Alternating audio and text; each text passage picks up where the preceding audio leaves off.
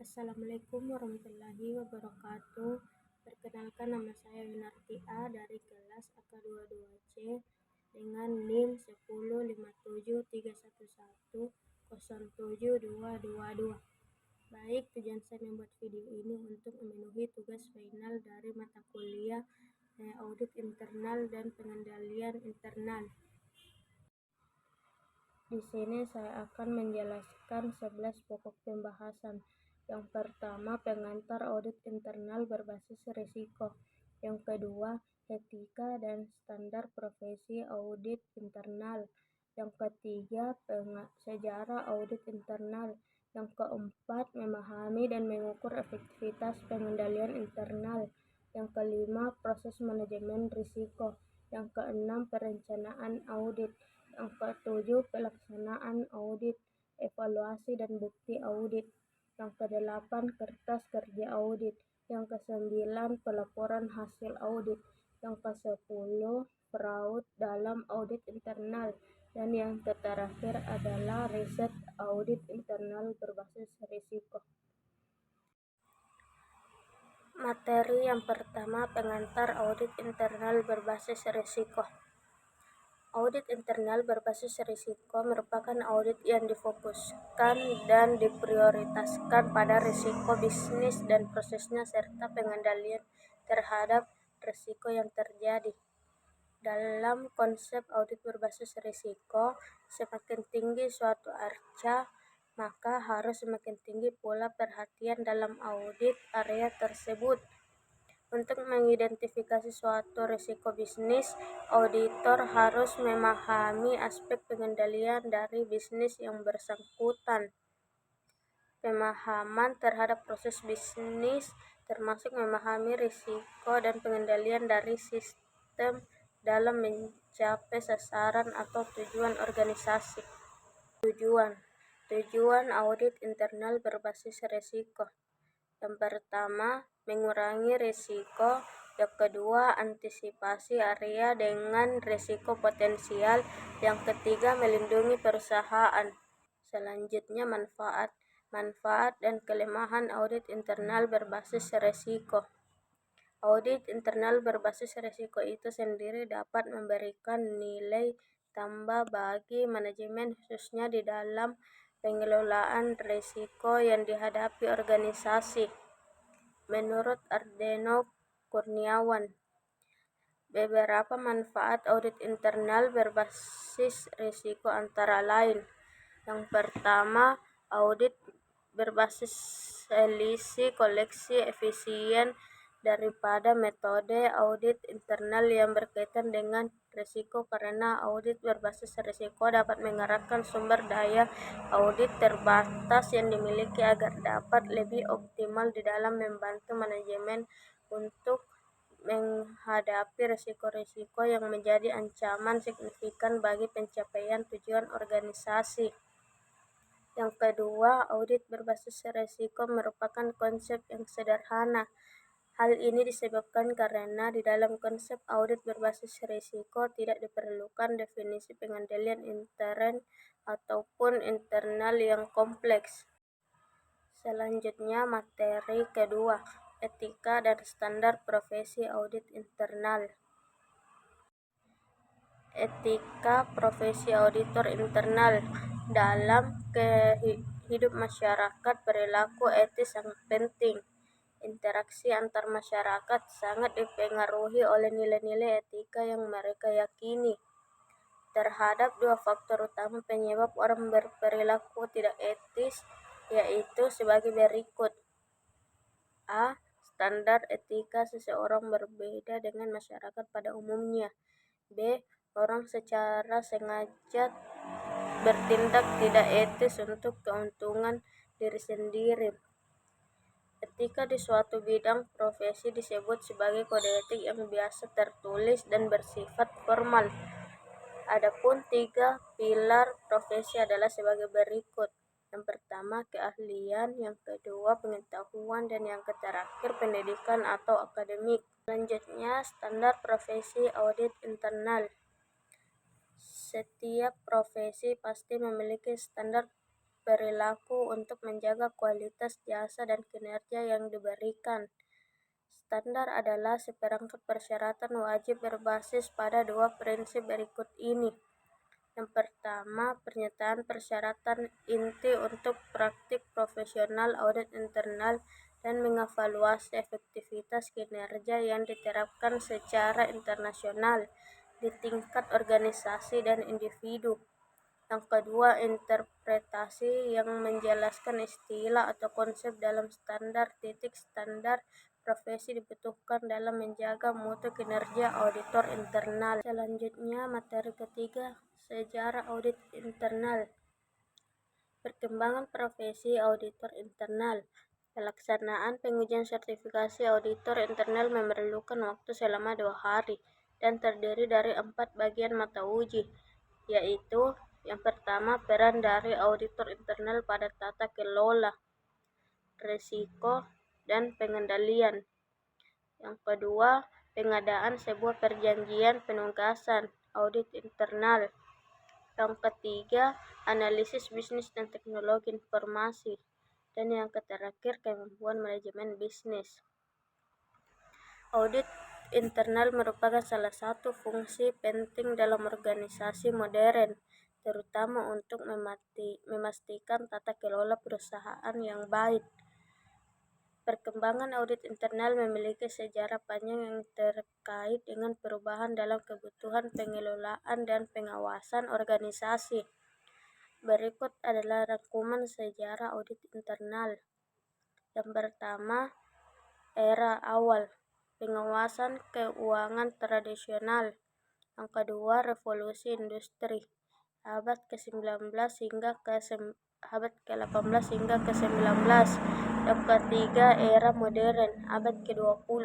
Yang terakhir, era globalisasi dan teknologi informasi, akhir abad ke-20 hingga sekarang. Selanjutnya, materi yang keempat, memahami dan mengukur efektivitas pengendalian internal. Definisi dan peran pengendalian dalam audit internal. Manajemen dalam organisasi berperan dan berkenaan dengan proses bagaimana rancang kegiatan dalam diimplementasikan secara efektif. Tentu saja, hal ini tidak terlepas dari pemimpin atau manajer. Manajer adalah orang yang melaksanakan kegiatan manajemen atau seseorang yang mengordinasikan kegiatan-kegiatan guna mencapai sasaran suatu organisasi. Manajer pada berbagai tingkat hierarki mengisi peran manajerial yang berbeda. Peran ini dikategorikan oleh Henry Mintzberg menjadi 3 jenis utama, yaitu sebagai berikut.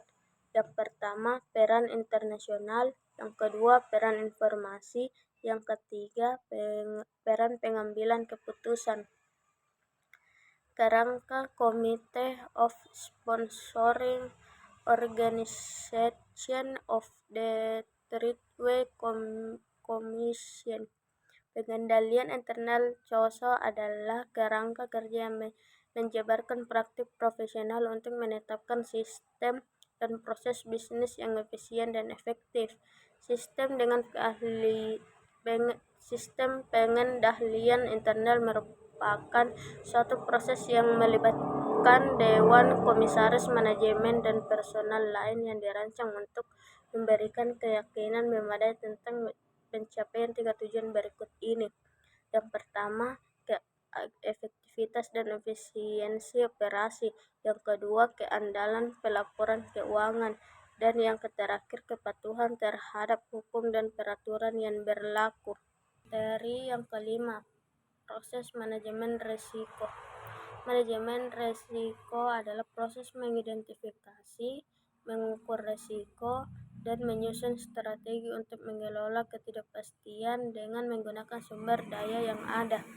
Manajemen risiko dilan sebagai identifikasikan kejadian potensial yang dapat mempengaruhi perusahaan dan legenda ikan agar berada dalam batas toleransi, serta untuk menyediakan keyakinan memadai dari pencapaian tujuan organisasi. Manajemen risiko dimulai dari penetapan konteks, lingkup, penilaian risiko, identifikasi, evaluasi risiko, penanganan risiko, sampai pada komunikasi serta konsultasi risiko. Materi yang keenam, perencanaan audit. Strategi atau rencana dalam audit berbasis risiko didasarkan pada prioritas area audit di audit universe. Dalam proses penyusunan perencanaan audit internal berbasis risiko, auditor kepala akan berkonsultasi kepada manajemen senior dan dewan pengawas. Auditor kepala harus menyusun perencanaan audit berbasis risiko untuk menetapkan prioritas kegiatan aktivitas audit internal sesuai dengan tujuan perusahaan. Perencanaan audit berdasarkan profil risiko dilakukan pada setiap unit perusahaan. Rencana audit tahunan disusun berdasarkan profil risiko dan inventaris audit masing-masing. Perencanaan audit memiliki tahapan identifikasi, penilaian, dan pengukuran risiko. Materi yang ketujuh, pelaksanaan audit, evaluasi, dan bukti. Tahapan pekerjaan lapangan. Proses dapat diartikan sebagai aktivitas mengolah masukan atau input menjadi keluaran atau output yang berguna atau memiliki nilai tambah outcome. Gambar tahapan pengerjaan audit. Yang pertama, persiapan penugasan audit. Yang kedua, audit pendahuluan. Yang ketiga, pelaksanaan pengujian audit. Yang keempat, penyelesaian penugasan audit. Yang kelima, pelaporan penyusunan laporan hasil audit. Yang terakhir, pemantauan tindak lanjut hasil pemeriksaan. Bukti audit. Bukti audit yang dikumpulkan dapat dikatakan memadai jika sudah memenuhi syarat-syarat berikut ini. Yang pertama, cukup. Yang kedua, dapat diandalkan. Yang ketiga atau yang terakhir, kompeten. Materi yang ke-8, kertas kerja audit. Kertas kerja audit merupakan media bagi auditor untuk mendokumentasikan seluruh catatan bukti dan dokumen yang dikumpulkan dalam tahapan audit. Dengan kata lain, kertas kerja audit atau KKA merupakan cerminan dari setiap langkah atau tahap yang dilakukan auditor selama proses audit. KKA yang dibuat oleh auditor internal selama proses auditing berfungsi untuk memastikan bahwa audit dijalankan sesuai dengan program kerja audit. Simpulan audit dan dituangkan dalam laporan hasil audit yang didukung dengan bukti kompetensi secara cukup. Materi yang ke-9, pelaporan hasil audit. Auditor internal harus senantiasa berpikir, menimbang, dan menganalisis seluruh bukti serta informasi yang diperoleh agar dapat membuat laporan yang baik. Laporan audit internal merupakan sebuah instrumen kuat yang menunjukkan profesionalitas auditor internal dalam melakukan tugasnya. Laporan audit internal dapat mengubah pandangan yang kemudian mendorong pada tindakan sebagai upaya perbaikan dan peningkatan nilai tambah bagi perusahaan. Segala sesuatu yang dilaporkan harus berdasarkan bukti yang memadai dan sesuai dengan ketentuan. Dengan begitu, laporan audit internal dapat menjadi arahan dalam pengambilan keputusan oleh manajemen. Materi yang ke-10, fraud dalam audit internal. Fraud dalam audit internal adalah tindakan kecurangan yang dilakukan oleh orang dalam atau luar organisasi untuk mendapatkan keuntungan pribadi atau kelompok. Jenis fraud. Fraud atau kecurangan biasanya terjadi pada perusahaan skala besar, baik pemerintah maupun swasta, sehingga kerugian atas terjadinya fraud sangat besar jumlahnya. Fraud terbagi menjadi 3 jenis, yaitu yang pertama financial statement fraud, yang kedua asset misappropriation, dan yang terakhir corruption. Deteksi fraud. Deteksi merupakan suatu usaha untuk menemukan atau menentukan keberadaan anggapan atau kenyataan Deteksi dilakukan dengan proses pemeriksaan yang menggunakan teknik tertentu. Audit internal berperan dalam peningkatan pengendalian internal dan kinerja serta pencegahan fraud atau kecurangan di suatu perusahaan atau organisasi.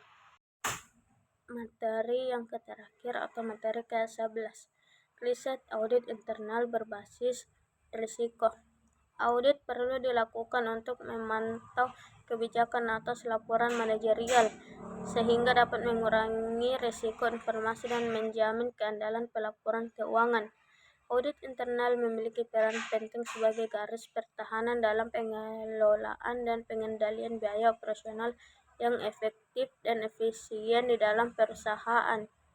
Fokus audit internal auditing telah mengalami perubahan.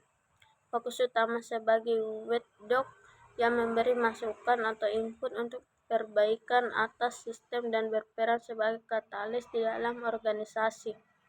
Penelitian terkait audit internal meningkat sejak diberlakukan peraturan Otoritas Jasa Keuangan atau OJK tentang kewajiban pembentukan unit audit internal. Audit perlu dilakukan untuk memantau kebijakan atas laporan manajerial, sehingga dapat mengurangi risiko informasi dan menjamin keandalan pelaporan keuangan. Audit internal memiliki peran penting sebagai garis pertahanan dalam pengelolaan dan pengendalian biaya operasional yang efektif dan efisien di dalam perusahaan. Fokus audit internal auditing telah mengalami perubahan. Fokus utama sebagai watchdog dan memberikan masuk. Penelitian audit internal cenderung menggunakan pendekatan kualitatif dengan menggunakan metode wawancara secara mendalam. Pendekatan kuantitatif dilakukan menggunakan metode survei berupa kuesioner dan masih sangat sedikit dengan metode eksperimen. Objek penelitian terkait audit internal mengambil tempat pada perusahaan serta publik dan sektor privat. Penelitian terkait faktor-faktor terkait efektivitas audit internal akan menarik dilakukan karena dapat berkontribusi dalam memberikan pandangan baru terkait pertimbangan apa yang harus dipenuhi agar audit internal secara efektif. Baik, itulah materi yang bisa saya sampaikan tadi. Assalamualaikum warahmatullahi wabarakatuh.